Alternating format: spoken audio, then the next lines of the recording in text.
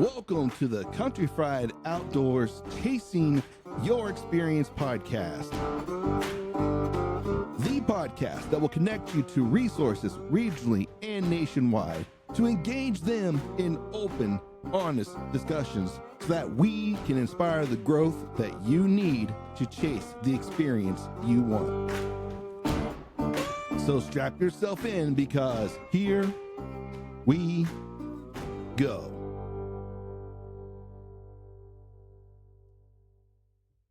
I've seen more big bucks, big deer, lots of deer killed off of smaller plots than I have big multi-acre, like 5-acre big food plots.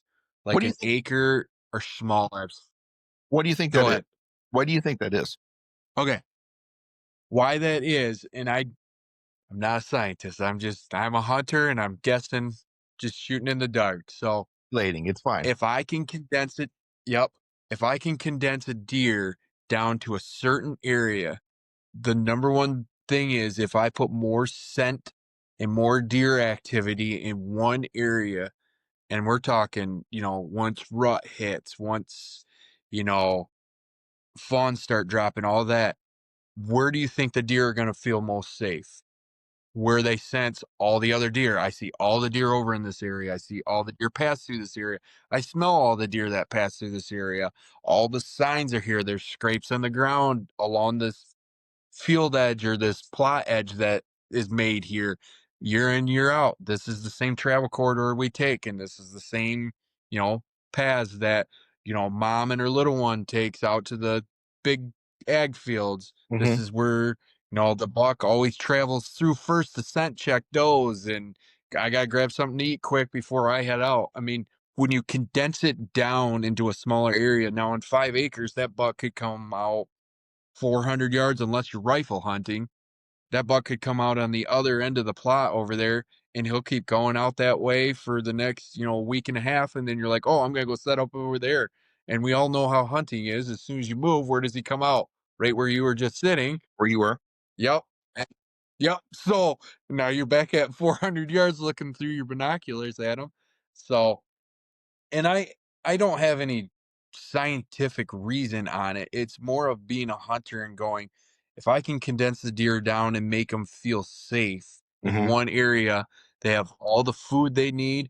Man, if you can add a watering hole in your plot, my gosh, will you see that is the focal point. There's food, water, and when the rut kicks in, all the ladies in one spot. I mean, what even a a teenage boy would love that area, man. You got everything you need in one spot. So that's that's kind of how I look at it for the aspect of you bring them into this is the place to be. So yep. Yeah, I think safety. Just hearing you talk about that, as soon as you said that you've seen them more in a 1 acre plot, already my mind went to it's probably a safety thing because it's easy for them to know what's going on there, and there's probably cover really close to that, so they don't feel as like exposed in that little 1 acre spot versus like a big 5 or 6. I mean, there's somebody's always going to send a video now of some mega deer standing in the middle of a 200-acre bean Yeah. field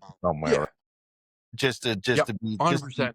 facetious with the whole thing. But no, that I could see that security and safety being a big thing. And then adding the water to that's something that's an interesting point to make. So I've seen this done a lot of different ways. The most that I see is people just buy like a big one of those rubber agriculture tanks or whatever, and Yep. I've seen them And kind of bury it. and bury it. Yes, yes, and just bury it. Hmm. Yep. Um, as their way Yep. of doing that. So Yep. so So I mean, one stop shop, man. well, I mean, yeah. What could be any better? I mean, you got everything you need. So, and it'll always be there. So, yeah, that's I guess that's my biggest thing is, you know, there is reasons on doing big 5-acre plots. And the reason, it's food because there's a Mhm. lack of food in that area. When it comes to northern Michigan, there is it's pine trees. It's pine trees for miles and miles and miles. So, Mhm. and if you set up a food plot there and you don't have more than 5 acres, that food is gone before even hunting season. So, because they're gonna go there. every single night there's 50, 60 deer on that plot, and boom, it's gone. Yet you go down to where you're at in Ohio and you got cornfields and soybean fields galore. So, Mhm. and you've got all the food you want. Now, when winter comes and that stuff disappears, where are they going to head? Right to your green little pasture you got set up for them.